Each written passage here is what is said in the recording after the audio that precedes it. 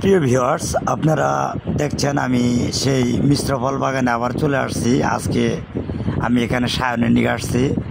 এখান থেকে আমি কাজি পেয়ারা ও সিডলেস লেবুর জাত সংরক্ষণ করব। এটা নিয়ে আমার বাড়িতে 2টা গাছ আছে, ওই জায়গায় বীজের চারা, সেখানে আমি কলম করব। তবে আমাদের এই কলমের ভিডিওটা সম্পূর্ণ আপনারা দেখবেন, তাহলে আপনারা নিজেরাই কলম করতে পারবেন ইনশাল্লাহ, আশা করি। তো আমি একটা ভিডিও দিয়েছি, আপনারা ভিডিওটা দেখে নেবেন।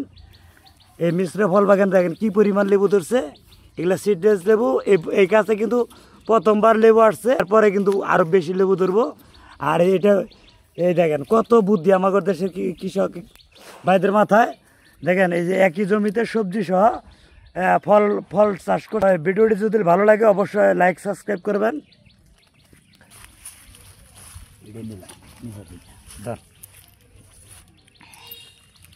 অনুমূল্যবাদ।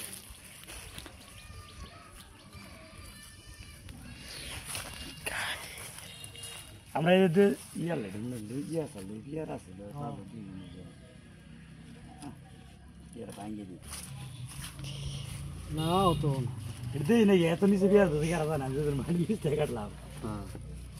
আমি আজকে এই যে এটা আমাদের বীজের পেয়ারা গাছ, এটা কি জাতের বীজের হয়েছিল জানি না, এটা আমার গোলাপ বাগান হয়েছিল। তবে গাছটাতে আজকে আমরা গ্যাপটিং করব।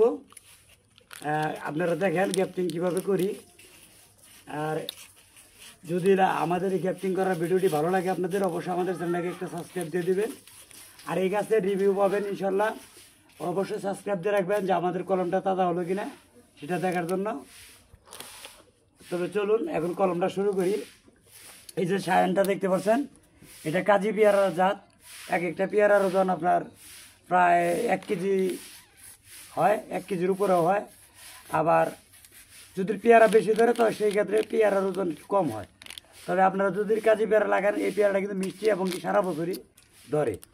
তবে যারা পেয়ারা চাষি ভাই আছেন তারা অবশ্যই পেয়ারা যখন সিজন তখনকার পেয়ারাগুলো রাখবেন না, সেই সময় পেয়ারা ফুল ভেঙে দেবেন।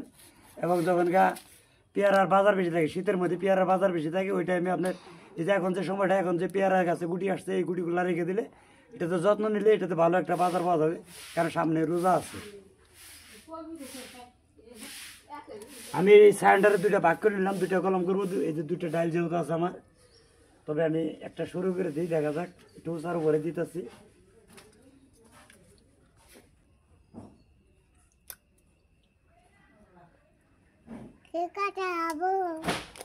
এটা হলো ক্লিপ কলম। এই যে আমি গাছটাকে ফাটাই দিলাম মাঝখান বরাবর। যেহেতু আমার কলম কাটা চাকু নাই, ইন্টি কাটাতে করতেছি, দেখা যাক কি হয়।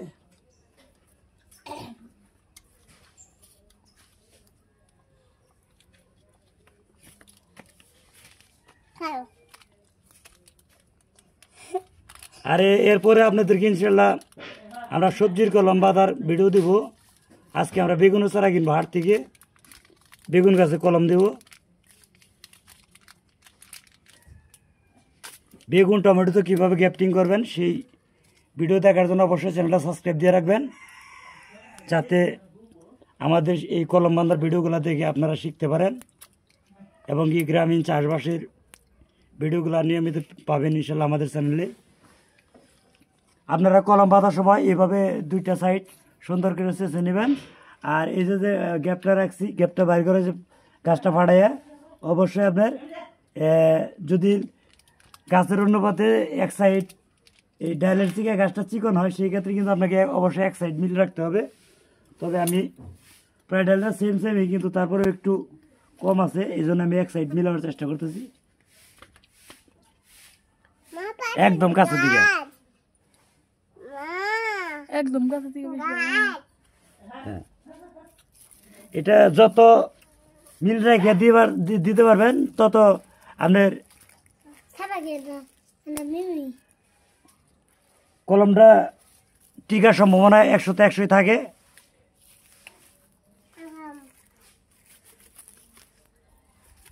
আমরা এটা বাজারে পলি দিয়ে করতেছি।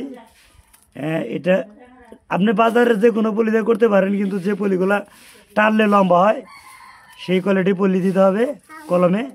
আর অবশ্যই যে যে জায়গায় গিট আছে গিটটা বাদ দিয়ে পলিটা বের দিতে হবে, কারণ এই জায়গা দিয়ে কুশিটা বের হবে। আমি গিটটা বাদ দিয়ে দিলাম যাতে ওই জায়গা দিয়ে কুশি ছাড়তে পারে। আমার একটা কলম বাঁধা অলরেডি হয়ে গেছে, আরেকটা কলম দিব, এটা আবার অন্য ডিজাইন করব দেখেন আপনারা। এরপরে আমরা আরেকটা গাছ আছে এই জায়গায়, ওটা হলো আপনার বাদামি লেবু গাছ, ওই জায়গায় আমরা সিডলেস লেবু কলম দিব। যে লেবুটাতে আপনার বীজ হয় না ওই লেবুটা, এটা আপনার সাইড কলম। এর আগেরটা দিলাম ক্লিপ কলম। সাইড কলম দেওয়ার ক্ষেত্রে আপনাকে এইভাবে নিতে হবে, কারণ এই দেখেন আমরা এই যে এই সাইনটা ওই সাইনটা থেকে অনেক চিকন, যার কারণে আমরা এটাতে সাইড কলম। এই ভিডিওতে পাবেন, রিভিউটাই থাকবে ইনশাল্লাহ। এটাও এই সেম ঘটনা। আপনাকে অবশ্যই যে গাছের যে বাকল আছে বাকলটার সাথে মিলিয়ে দিতে হবে। বাকলের সাথে যদি না মিলে, চামড়ার সাথে এই ছালের সাথে না মিলে কিন্তু আপনার কলম তাজা হবে না। আর এদিকে যে এই যে গ্যাপটা, এটা কিন্তু আপনার এই যে একটু বাড়তি ফাটাই নিছি, ওই জায়গায় জয়েন নেবে। তো দেখা যাক। অবশ্যই বাকলের সাথে বাকলের একটা মিল রেখে তারপর পলি দিয়ে শক্ত করে টাইট করে পেঁচিয়ে বাঁধতে হবে, নয় কিন্তু আপনার জয়েন্ট নেবে না। তো সেই জন্য অবশ্যই টাইট করে বেঁধে দিতে হবে। আর যে পলিটা টানলে লম্বা হয় সেই পলি ব্যবহার করবেন আপনারা। আর এভাবে পুরো ডালটা পেঁচিয়ে ডেকে দিতে হবে। যেহেতু আমি উপরে ক্যাপ লাগাবো না, যার জন্য টাইট করে আমি বেঁধে দিলাম এবং পুরো ডালটা পেঁচিয়ে দিলাম। আবার উপরে বাড়তি মাথাটা কেটে দিচ্ছি, যেহেতু দুইটা ডাল বেরোবে এটা থেকে আশা করি। এখন দেখেন আমি বাদামি লেবু গাছটা মাথা কেটে নিচ্ছি। এটাতে সিডলেস জাতের লেবু লাগাবো,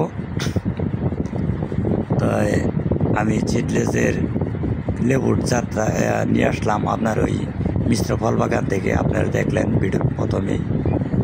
আর এরকম কৃষি টিপসমূলক ভিডিওগুলা আমাদের চ্যানেলে নিয়মিত পাবেন ইনশাল্লাহ। যারা সবজির চারা কলম শিখতে চান তারা আমাদের চ্যানেলটা সাবস্ক্রাইব দিয়ে রাখবেন। আমাদের এর পরবর্তী ভিডিওগুলো সবজির চারা নিয়ে করব। এটা সেই সিডলেস লেবুর সায়ন। তো এটাকে আমি ওই পেয়ারা গাছের মতো করেই কেটে নিতে হয়। সব কলম কিন্তু একইভাবে একই সিস্টেমে দেওয়া হয়। এটাও আমি ওই মাঝখানে ফাটিয়ে করতেছি। এটা ক্লিপ কলম, তবে আপনারা চাইলে এইভাবে কলম করতে পারবেন খুব সহজে। তো এইভাবে সহজে আপনার একটা জাতে বীজের চারাতে খুব দ্রুত ফল ধরানো সম্ভব হয় কলমের মাধ্যমে। তবে সবাই আমাদের চ্যানেলটা সাবস্ক্রাইব দিয়ে রাখবেন, যাতে আমরা এরকম ভিডিও ছাড়লে আপনাদের কাছে নোটিফিকেশন চলে যায় এবং কি আপনারা নিজেরাও নার্সারি ব্যবসা করতে পারেন এই জন্য। তো এই কাজগুলো আমি কিন্তু নার্সারি যখন করতাম তখন শিখছি। তো এখনও ইনশাল্লাহ এদিন বইয়ের কলম দিয়ে আসছিলাম, সেই কলমগুলো নাকি তাজা হয়ে গেছে। যার কাছে দিয়েছি ওনার কাছে জিগাইলাম, তো বললো যে বড়ই গাছ তাজা হয়েছে। তবে আজকের ভিডিওটা এই পর্যন্ত ছিল। তবে আমাদের পরবর্তী ভিডিওগুলো দেখার জন্য অবশ্যই আমাদের পাশে থাকবেন। এটা হলো আমার সেই সিডলেস লেবুর গাছ। আশা করি খুব দ্রুত আপনারা এই রিভিউ পাবেন এই কলমের। ধন্যবাদ সবাইকে। ভালো থাকেন, সুস্থ থাকেন, চাষা টিভির সাথেই থাকেন।